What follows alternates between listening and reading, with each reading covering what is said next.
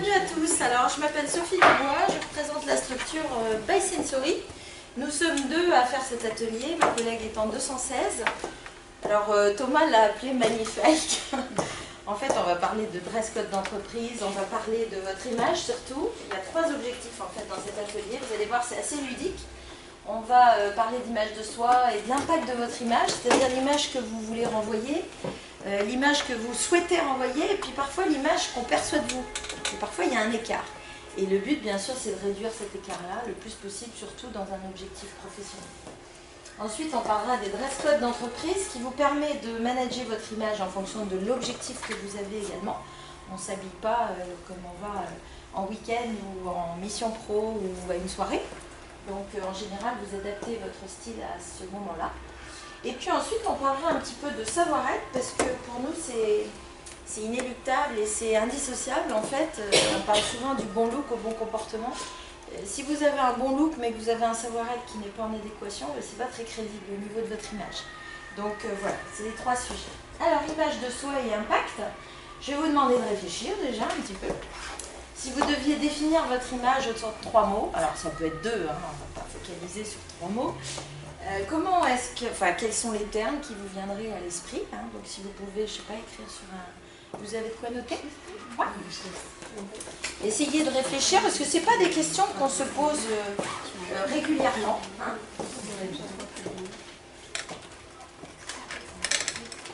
Alors nous, By Sensory, on est un cabinet spécialisé dans le coaching d'image, justement. Je vous laisse des cartons à votre disposition si vous voulez. Coaching d'image et justement adéquation avec le savoir-être dans des objectifs professionnels. Donc nous faisons du coaching individuel à travers les techniques de relooking et puis nous faisons également des formations en entreprise. Ensuite, je vous demanderai de réfléchir à trois mots pour définir votre personnalité. Pareil. Alors là, vous allez plutôt penser à votre caractère, à ce qui vous caractérise humainement. Hein? Alors que l'image, c'est peut-être plus autour de l'apparence physique, de votre look, de votre style. Juste quand vous dites là qu'on doit définir, c'est ce que nous on pense, oui, ce que les gens tel perçoivent. Que vous percevez pour l'instant. Ouais. Ce qui vous vient à l'esprit, comment vous vous définissez vous déjà. D'accord? Justement, quelle image souhaitez-vous renvoyer à titre pro quand vous vous présentez quelque part en entretien d'embauche ou autre, ou en tout cas chez un employeur? Quelle image souhaitez-vous renvoyer? Et puis ensuite, que voulez-vous qu'on perçoive de vous dès les premières secondes? Ça, on verra que c'est important. On n'a pas deux fois l'occasion de faire une bonne première impression, on dit souvent. Donc ces premières secondes, elles sont très prégnantes. À chaque fois que vous rencontrez quelqu'un, vous avez une impression, les premières secondes, et on en a une de vous également. Bonjour. Mais vous pouvez, oui, bien sûr. J'ai démarré parce qu'on a un timing serré, mais venez plutôt devant, hein, parce que là, on est de toute façon tout entassés. Mettez-vous. Donc, je me suis présentée, je m'appelle Sophie. Je présente la structure By Sensory. On est spécialisé en coaching d'image et en coaching comportemental sur le savoir-être. Et là, donc trois parties dans cet atelier. On va parler de dress code, d'image, d'impact d'image et de savoir-être justement pour adapter son look à son comportement. Et là, je faisais réfléchir vos collègues sur votre bilan d'image. Donc, si vous deviez définir votre image autour de trois mots, votre personnalité, quelle image souhaitez-vous renvoyer à titre professionnel? Et puis, qu'est-ce que vous voulez qu'on perçoive de vous dès les premières secondes? Je vous laisse 5 minutes de réflexion, déjà. Ce ne sont pas des questions qu'on se pose tous les jours.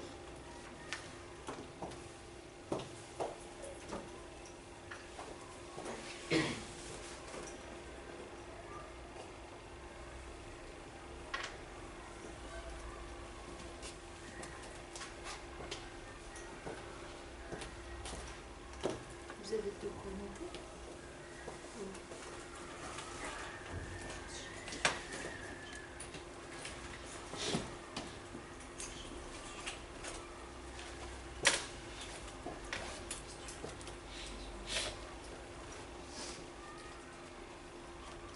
Des questions que vous vous êtes déjà posées?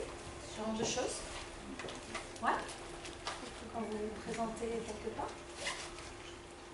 Ouais.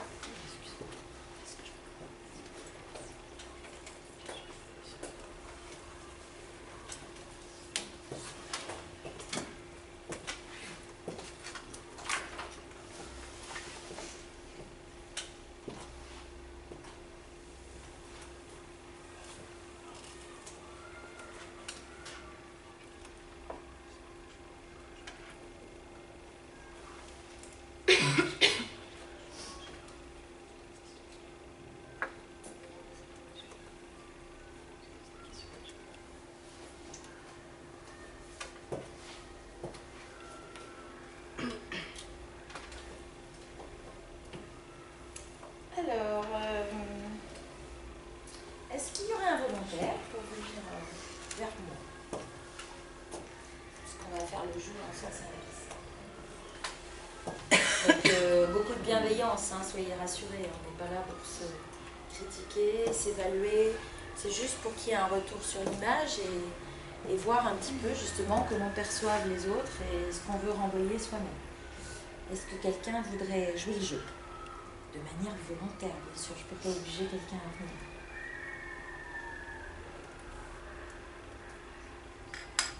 Allez, un petit peu de courage. Il ne va rien vous arriver. Ah, moi je veux bien. Allez, super.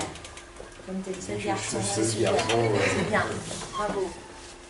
Ok, quel est ton prénom? Thibaut. Thibaut. Alors, mesdames, que percevez-vous de Thibaut les premières secondes où vous l'avez rencontré? Qu'est-ce que vous vous êtes dit sur Thibaut? En fait, il n'y a que les deux qui peuvent vraiment parler parce que je connais. Mais justement, alors, comme elles ne connaissent pas, elles ont cette première impression. Donc on va faire peut-être justement parler quelqu'un qui ne te connaît pas. Qu'est-ce qui vous viendrait comme mot à l'idée de voir Thibaut pour la première fois? Je peux peut-être te décaler la voix parce que tu as l'image sur toi. Qu'est-ce qui vous viendra à l'esprit en première impression? Tu peux... Il a l'air quand même pas trop sérieux, parce qu'il a un jean, etc. Mais il a une veste, donc ça fait un peu... Ok. Donc pas trop sérieux, tu dirais quoi comme mot? Décontracté. Décontracté. Ok. Qu'est-ce que le visage vous inspire? Il est sympathique, il est souriant. Sympa. Mieux que de tirer la trop photo. Ok. Super. Et alors vous, mesdames, qui le connaissez bien, ou plus en tout cas, quelle est l'image de Thibaut que vous avez? Maintenant, parce que... Ouais. Plus sérieux. Plus sérieux? Avec d'habitude. Ah non, mais l'image qu'on a maintenant quand il se tient devant... Non, nous, pas en forcément général. comment vous le percevez, Ah oui, parce en que vous général. le connaissez. Ouais. Il est très agréable, très sympathique. Moi, je dirais un peu chaleureux, ça je pense que je dirais. Ok. Très bien. Toi aussi? Enjoué. Ouais, Enjoué. Ouais. D'accord. Et social. Vous avez un peu tout ce Sociable. qu'elle a dit. Social, au contraire. C'est plutôt positif. Oui, bah oui, plutôt, oui. Qu'est-ce que tu as mis réciproquement pour définir ton image? Pour On va définir voir mon si image, l'image perçue est... J'avais mis décontracté, classique. D'accord. Et le troisième, en fait, je me demandais est-ce que c'est par rapport à la tenue vestimentaire ou en général? Bah, l'image, c'est L'image plus l'apparence montre- physique et personnalité, c'est plus ton caractère.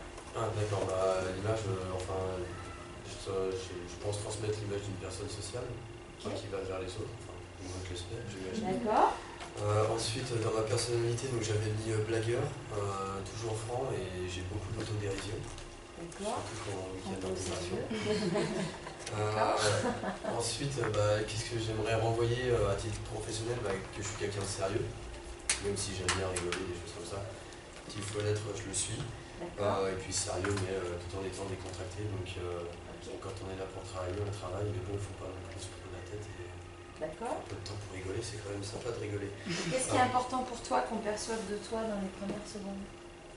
Que je suis quelqu'un sur qui on peut compter, qui sera toujours là et puis qui est toujours, quand il a une mission, être à fond dedans. Donc, fiable et engagé. Fiable, voilà. Mais par contre, le fait que je sois franc, c'est que si c'est quelque chose qui va me gonfler, entre guillemets, Ok. je le dirai de façon comique, mais je le dirai quand même. D'accord. Donc vous voyez, ça c'est intéressant parce qu'on a d'une part l'image qu'on souhaite renvoyer, puis après il y a l'image perçue par les autres. Et là vous voyez que ça correspond assez bien puisqu'on a retrouvé des termes même similaires. Donc là ça veut dire que l'écart n'est pas énorme et c'est plutôt fiable pour toi, justement. Hein? Alors que de temps en temps on se rend compte qu'il y a un grand écart entre l'image souhaitée et l'image perçue. Vous avez déjà vécu ça avec des gens, non? Hein? Il y a un écart en tout cas. Et ça, justement, c'est moins fiable. Je te remercie, tu peux prendre ta place. C'est moins fiable. Donc, c'est une sensibilisation déjà sur l'impact de votre image. C'est le genre de questions qu'il faut que vous vous posiez à chaque fois que vous avez un rendez-vous important à titre pro. Hein. Alors, pourquoi optimiser son image? Ça, c'est simplement vous sensibiliser sur le fait que le visuel prime toujours sur l'auditif. C'est-à-dire, avant même que vous ouvriez votre bouche, que vous parliez, on vous perçoit toujours en visuel. Donc le visuel prime sur l'auditif à plus de 55%. Tout ça, c'est du visuel. Alors qu'est-ce que vous y mettez là-dedans? Eh bien, il y a toute votre apparence physique, mais il y a aussi tout ce qui se dégage de votre personnalité par votre démarche, par votre posture, par votre style vestimentaire, par votre regard, par votre façon de dire bonjour, de serrer la main ou de faire la bise, votre prise de contact. Tout ça, c'est du visuel. Vous voyez que c'est super important dans les premières impressions. Ensuite, ce qui intervient à 40%, c'est la voix. Alors, c'est déjà énorme, 40%. C'est pour ça que souvent, on est sensible au ton d'une voix, soit une voix douce, soit une voix chaleureuse, une voix dynamique, une voix péchue. Tout ça, ça intervient dans les premières impressions que vous avez de quelqu'un. Et ensuite, ce que vous dites, en fait, tout ce que vous dites, le message, les mots prononcés, ça n'intervient qu'à 7% dans les premières impressions.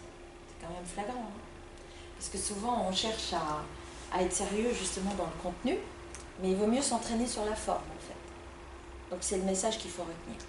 C'est pas tant ce que vous dites qui est important, c'est comment vous allez le dire. C'est là-dessus que ça va être important de travailler votre image. D'accord? Vous aviez déjà parlé de ça en communication ou pas? Ouais? Ok. Alors, nous, ce qu'on prône avec ma collègue, c'est vraiment de prôner l'authenticité. Donc, pour ça, il faut que vous sachiez vraiment consciemment qui vous êtes et sur quoi vous appuyez comme atout, comme différence.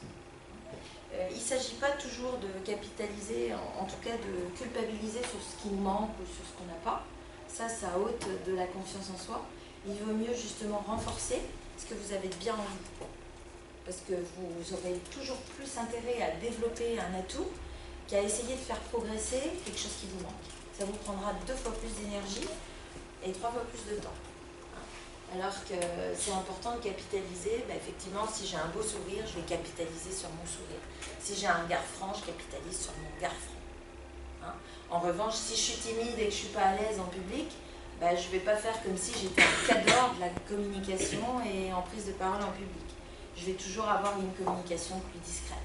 En revanche, j'appuierai sur ma fiabilité, sur ma confiance, sur ma prise de contact, chaleureuse, en douceur, etc. Donc capitalisez bien sur vos différences en tant qu'atout. Surtout, arrêtez de focaliser sur ce qui vous manque. En France, on focalise beaucoup sur ce qui nous manque. C'est un tort. Nous, avec Carole, on insiste toujours sur vos forces, justement. C'est une autre manière de travailler. Et donc ça en découle, c'est qu'il faut s'accepter tel que l'on est. Donc il faut arrêter de se flageller, de se critiquer sur ce qu'on n'a pas ou sur ce qui manque. D'accord? Alors, dans votre image, en fait, je vous ai mis 3 exemples. Selon ce que vous voulez renvoyer, c'est des exemples locaux, hein, c'est pour ça qu'on les a mis. Alors, je ne sais pas si vous connaissez, mais ça, c'est un cabinet d'opticien qui s'appelle Curtil, qui est rue Monge, et qui veut véhiculer l'image d'innovation. Donc, les locaux, je ne sais pas si vous connaissez, c'est tout blanc, et ils portent tous des lunettes de couleur. Donc ça, déjà, vous voyez que ça s'impose au niveau du style. Et c'est vraiment l'image qu'ils veulent renvoyer. Le magasin a été refait il y a 2 ans, et c'est vraiment dans ce registre-là qu'ils veulent se différencier au niveau de leurs atouts. Et effectivement, on s'y retrouve au niveau de la gamme, parce qu'ils proposent des lunettes très originales qu'on n'a pas chez d'autres opticiens, plus traditionnels et plus classiques. Ça, c'est le PDG de la Caisse d'épargne, c'est monsieur Jean-Pierre de Rancourt, qui, lui, dégage une image, vous voyez, bon, de sérieux, bien sûr, c'est un banquier. Il est président de la Caisse d'épargne Bourgogne-Franche-Comté, donc il compte plusieurs établissements sous ses ordres. Il manage à peu près 2800 personnes de mémoire. Mais cet homme a une apparence, c'est vrai, de sérieux, mais en même temps, il a un visage doux qui le rend complètement accessible. Et pour un banquier, c'est plutôt beau. Vous voyez qu'il a appuyé aussi son image là-dessus. Là, c'est la spécialiste des Anides Flavini. C'est Catherine Troubat. Vous connaissez ces petits bonbons magiques, les Anides Flavini? Bon, bien, c'est une femme qui a voulu perpétuer l'image de la tradition. Sa fabrication est traditionnelle, elle est locale, et elle veut perpétuer ces valeurs-là traditionnelles. Et bien, au niveau de son style, vous voyez, c'est quelqu'un de très simple aussi, qui va dans ces valeurs-là. Donc, à travers votre image, vous pouvez complètement traduire vos valeurs. C'était le message. Alors ensuite, faire parler l'image, eh bien, si vous êtes dans un objectif pro où il faut que vous puissiez assouplir votre image ou la dynamiser, vous allez opter pour ce genre d'éléments-là.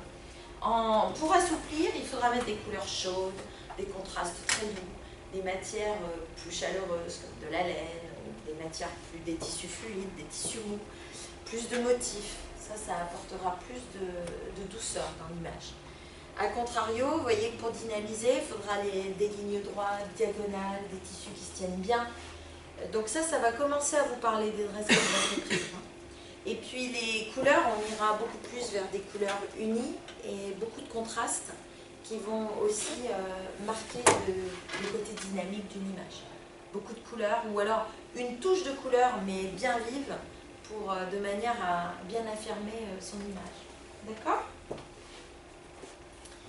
Alors là, je voulais vous montrer l'exemple d'une femme qui a complètement changé. Vous connaissez ou pas? Dominique Loiseau. Donc à l'époque, c'était la femme du restaurateur, Loiseau. Et Bernard Loiseau, qui est à Saulieu, elle a repris les établissements depuis le décès de son mari. Et vous allez voir qu'elle a fait évoluer énormément son image. Là, elle est dans un style complètement traditionnel, femme de, dans l'ombre. Elle a une coiffure qui ne la met même pas en valeur, qui est très vieillot, entre guillemets. Vous voyez qu'elle a évolué vers un style de management beaucoup plus péchu, dynamique. C'est une femme de poigne. Elle n'était pas du tout connue comme ça avant. Vous voyez comme elle s'est affirmée. Elle a dégagé son visage au niveau de sa coiffure d'une manière plus moderne. Et vous voyez que les tissus qui se tiennent bien, les lignes diagonales, et ça c'est une image typique dynamique. À droite, elle est dans une autre fonction, là. Elle est présidente aussi des Relais et Châteaux. Et là, vous voyez qu'elle arbore exactement ce que je vous ai dit avant, une image beaucoup plus douce, avec des contrastes doux au niveau de ses couleurs de vêtements, et des matières, vous voyez, plus en molletonné, beaucoup plus doux. Et vous voyez que ça change aussi l'impact sur le visage. Elle a un visage plus clair, plus ouvert. Et ça, c'est quand elle veut transmettre un autre message également. Des questions là-dessus? Ça vous parle? C'est assez impactant au niveau des arguments. Donc ça, il faut que, idéalement, vous puissiez avoir une boîte à outils, vous puissiez jongler selon le message que vous voulez faire passer. Alors, parlons de dress code maintenant. Au niveau des dress codes d'entreprise, je vais vous montrer quelques photos d'erreurs à éviter. Là, d'après vous, c'est quoi l'erreur? Les boutons.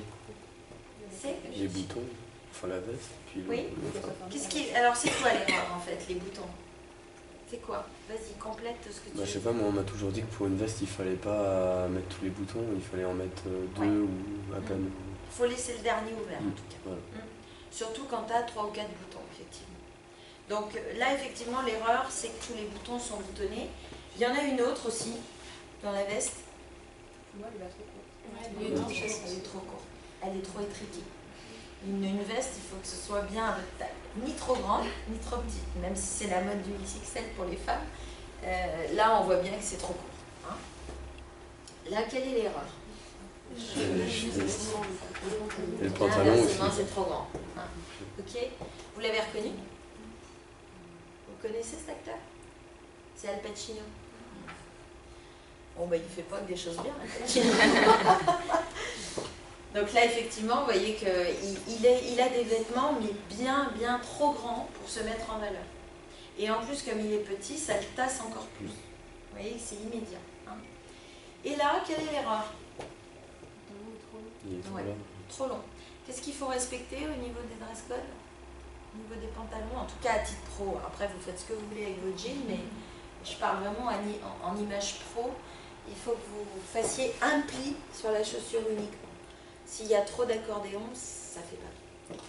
Donc il y a des petites choses comme ça va pas. Vous avez...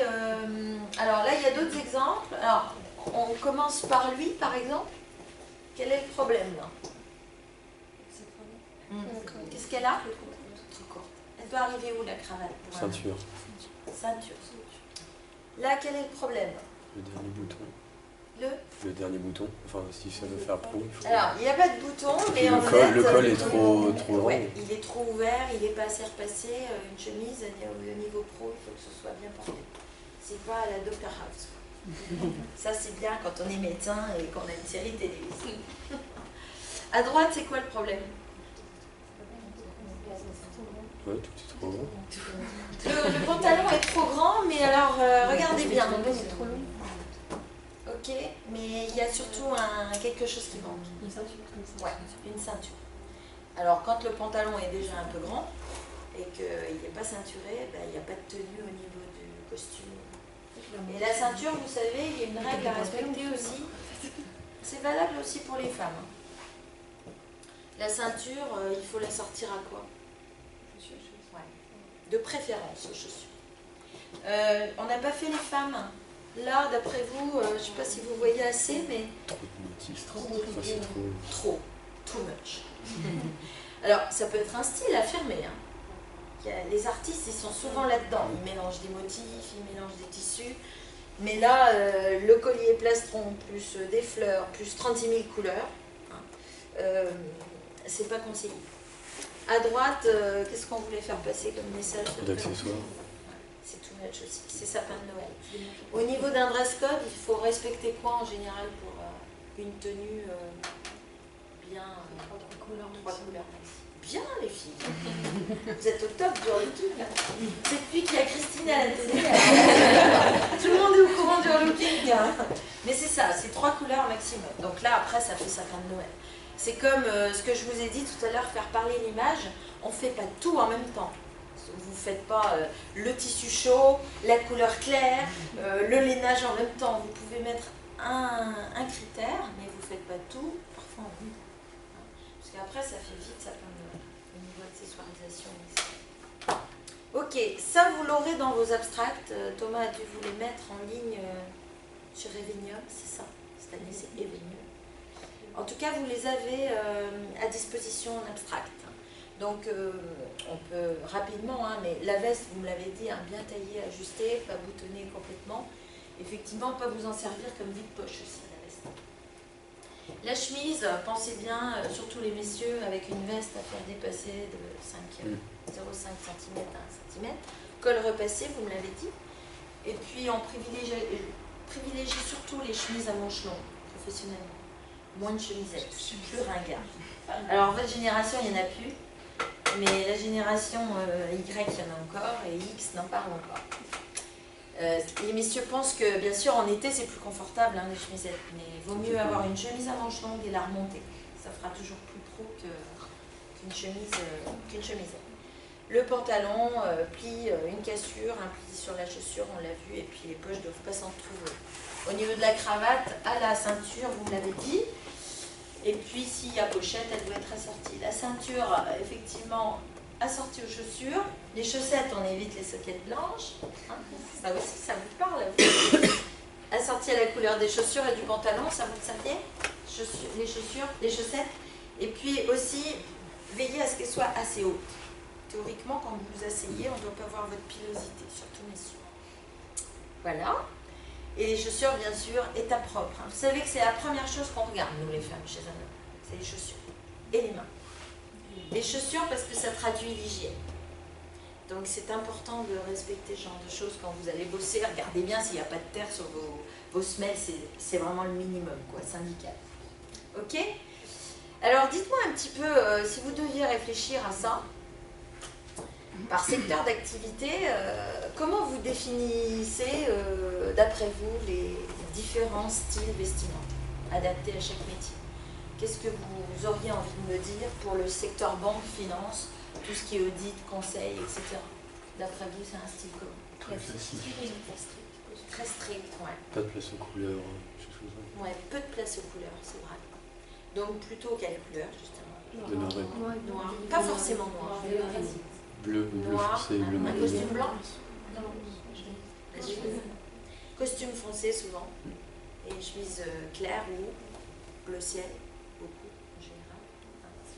Ok, mais strict, j'ai bien relevé, c'est le terme qui convient. En comparaison, le secteur relations clientèle, vous y mettez quoi?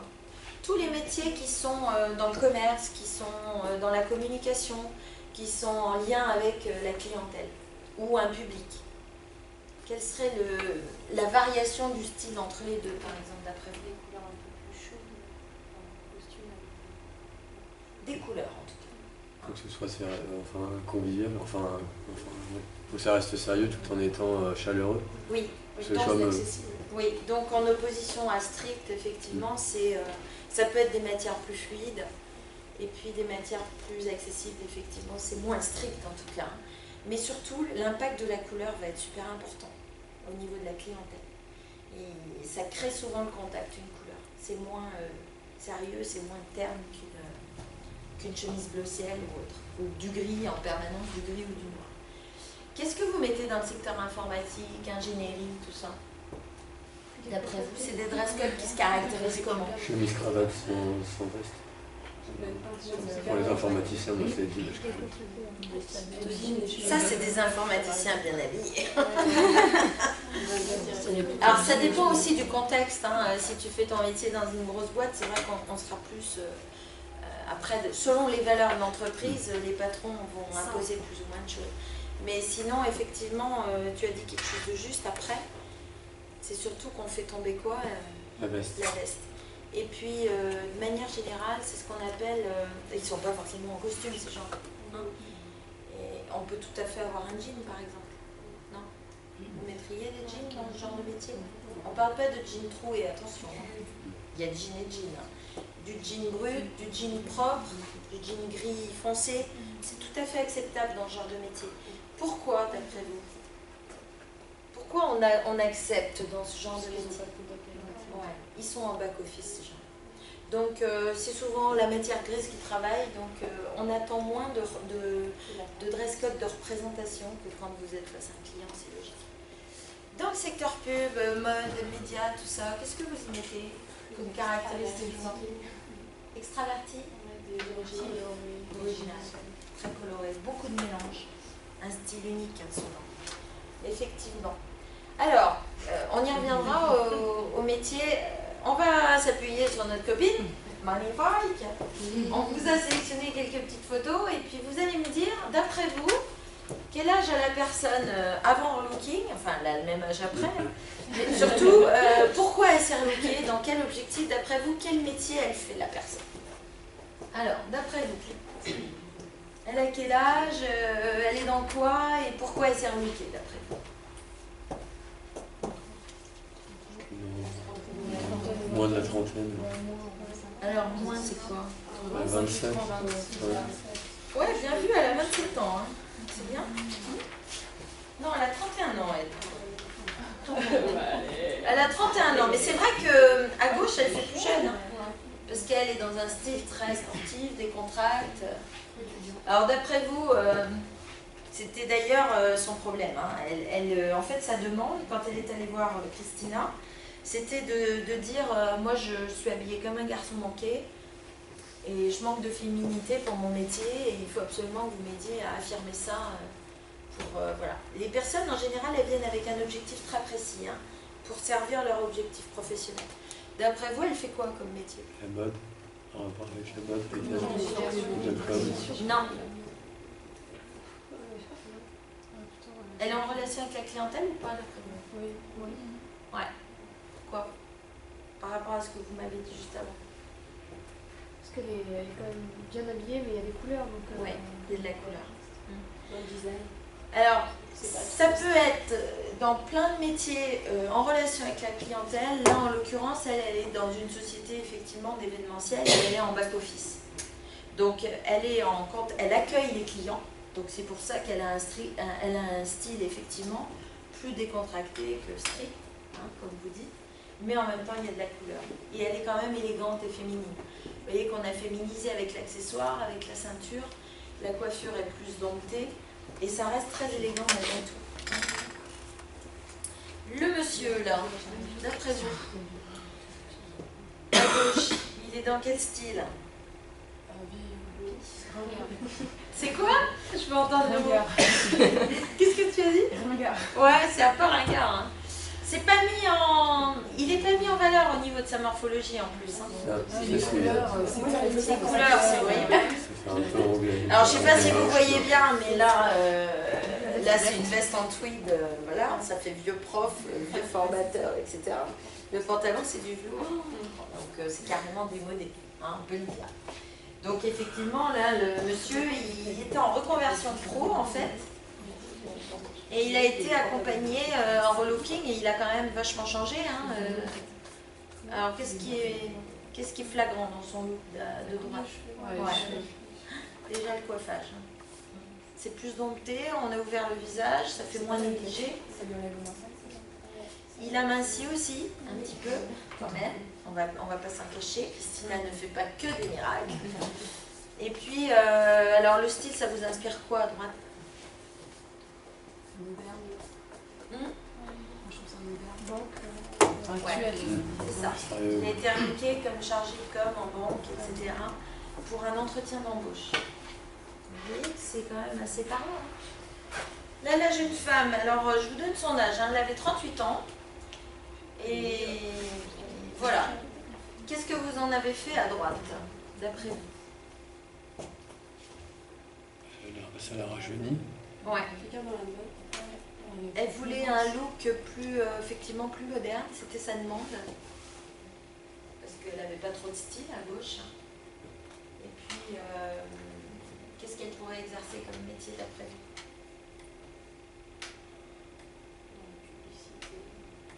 Elle est dans l'événementiel, effectivement. Hein. Donc elle était en demande d'un look original. Et là, vous voyez que ce genre de veste un petit peu mordorée, des motifs, ça passe très bien en événementiel. Parce que c'est original, c'est moins strict qu'un tailleur ou qu'un costume. Elle? Alors, vous voyez pas trop le pantalon là, mais il est à paillettes en fait. Hein. Ouais, dans la Et le style à gauche quand même, hein, super décontracté. Ouais. À droite, qu'est-ce que ça vous inspire? Ça pourrait travailler dans quoi? La relation client. Peut-être. Elle est couturière chez Chanel. En fait, elle voulait un look beaucoup plus moderne parce que là, elle a dynamisé en fait complètement déjà sa morphologie. Et elle a un look, bon là c'est dommage, ça se voit pas trop, mais là, il y a quand même un haut assez cool, hein, en matière t-shirt, etc. Mais la veste et le pantalon sont pailletés, donc c'est beaucoup plus féminin et ça la met beaucoup en valeur au niveau de ses cheveux aussi. Bon là pareil, hein. Là on a relooké beaucoup plus. Elle était en fait en service RH etc. Elle était complètement négligée au niveau de son look. Elle a voulu moderniser beaucoup plus son image. Elle avait beaucoup de réunions et son message ne passait pas en public avec ce look-là. Elle n'avait pas d'impact au niveau de son image. Donc là, vous voyez que c'est vrai que là, elle fait beaucoup plus femme et beaucoup plus affirmée au niveau de la couleur de cheveux notamment, qui la met beaucoup plus en valeur au niveau de son look. Et en même temps, vous voyez qu'on ne fait pas un grand écart. On tient toujours compte de la personnalité au départ. C'est là où je vous disais, il faut vraiment savoir qui vous êtes et vous appuyer sur vos atouts. Parce qu'on ne va pas transformer quelqu'un de A à Z. Ce n'est pas le but non plus. Il faut que vous restiez vous-même, sinon vous ne pourrez pas le perpétuer à vitam aeternam. Bon, ben là, c'est exactement ce que vous m'avez dit. Hein. Donc, rigueur, sérieux, strict, élégant, etc. Ça, c'est OK. La couleur pour les commerciaux, puisqu'effectivement, les valeurs de dynamisme, d'ouverture, de dialogue, de mise en confiance doivent être mis au bout du jour. Donc, vous voyez que c'est des ensembles beaucoup plus modernes des couleurs beaucoup plus douces, beaucoup plus impactantes, avec une touche de couleur vive et du contraste. Informatique, ben effectivement, c'est des ensembles dépareillés, c'est côté indépendant. Hein. Efficacité, c'est des gens opérationnels, mais ils sont souvent en back-office, du coup on a des styles beaucoup plus décontractés. Ok, matière naturelle. Et dans la pub, alors là, on fait ce qu'on veut. On a mis Karl Lagerfeld, parce que vous voyez bien que c'est des styles complètement identifiés, uniques. Hein. Il ne faut surtout pas qu'ils ressemblent à d'autres, hein. Il faut être original dans ce truc. Voilà. Alors, troisième partie, prise de contact. Je vous ai dit, hein, ça compte dans 55% de visuel. Il faut, dans votre prise de contact, il faut traduire une mise en confiance verbale, gestuelle et par votre présentation. Donc, il faut être super affirmé. Et la poignée de main, il faut vraiment qu'elle soit empathique, aller vers l'autre, montrer que vous êtes content de prendre contact avec l'autre. Hein. Et on dit souvent qu'il faut aller au frein d'une poignée de main. Tiens-moi la main. Tu vois, là, il faut aller bien au frein. Hein. C'est ça la prise de contact. Et ensuite, la main, elle s'enveloppe naturellement. Ça dure 2-3 secondes, et pendant ce temps-là, on se regarde dans les yeux et on sourit. Donc c'est une prise de contact, ça doit être hyper empathique, mais ça doit être en même temps très naturel. Et c'est vrai que c'est souvent ça qui vous donnera la première impression de quelqu'un.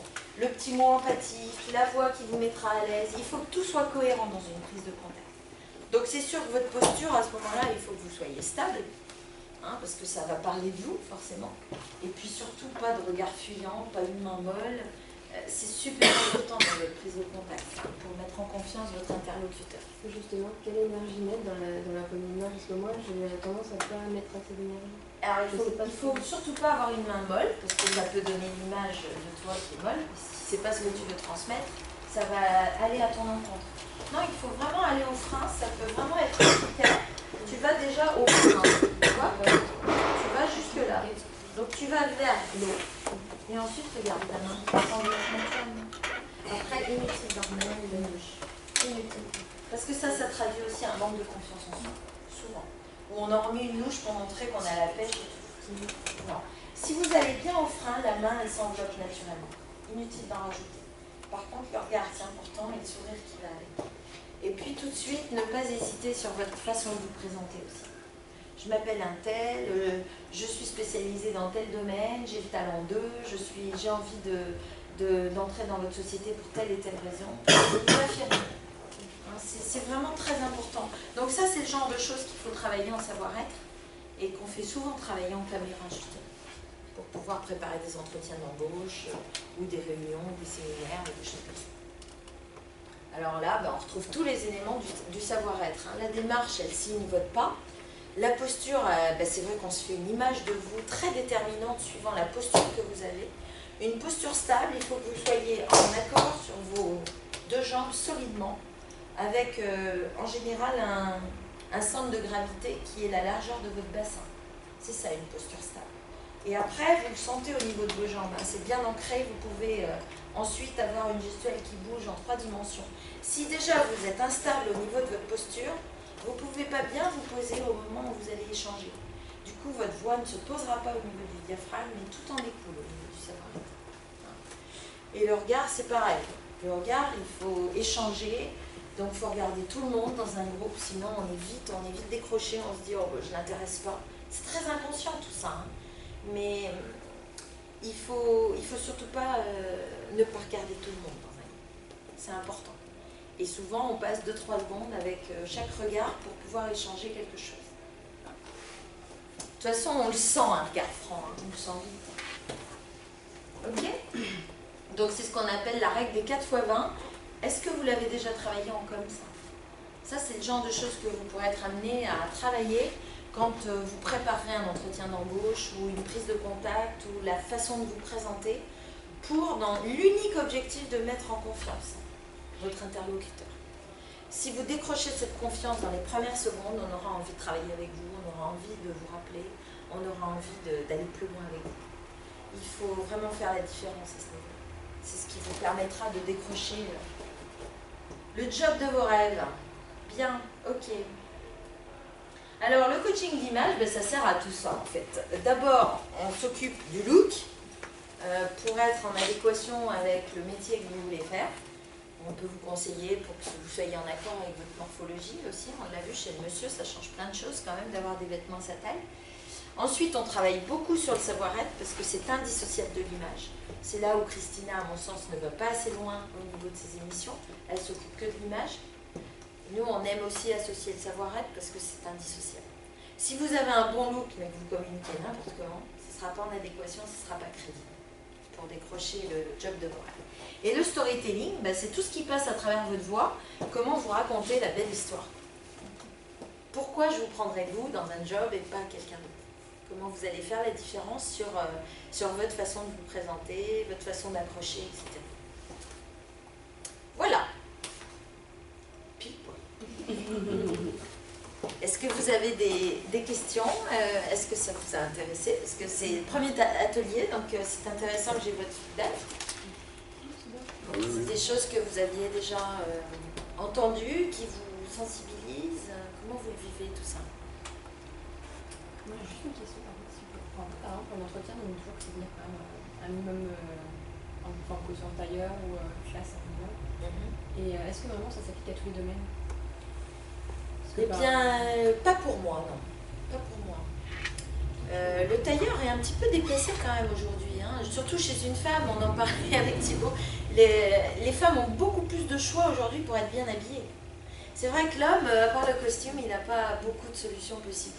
C'est d'ailleurs pour ça que les hommes, ils râlent d'ailleurs quand on refait tous les dress codes d'entreprise, parce que souvent, ils n'ont pas le choix. Mais, quoique, on peut tout à fait avoir un pantalon d'une couleur avec une veste d'une autre couleur, si c'est dans une super belle matière. Mais le tailleur, non, si vous êtes dans une... Moi, je suis plutôt propice à m'adapter aux clients ou à la société dans laquelle tu vas postuler. Donc, je conseille toujours aux jeunes d'aller regarder l'entreprise avant, de regarder comment est façonné le site, parce que ça parle des valeurs d'entreprise.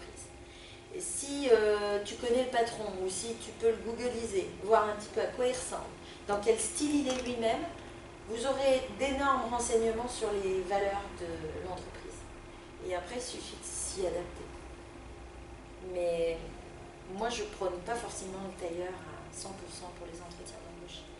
Et surtout, privilégier le confort d'une tenue. Lorsque vous allez faire quelque chose qui vous tient à cœur, il faut que vous soyez adapté au contexte, mais surtout soyez bien dans vos baskets. Alors, tout en évitant les baskets.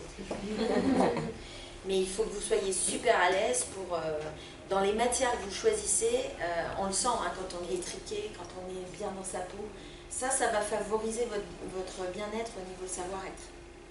Donc c'est vraiment, vous voyez, tout s'imbrique. Hein. C'est très cohérent tout ça. Tu as déjà eu l'occasion d'en passer? Justement, c'est pour ça qu'on a fait un entretien et du coup j'avais mis, j'avais mis une jupe noire avec une veste noire.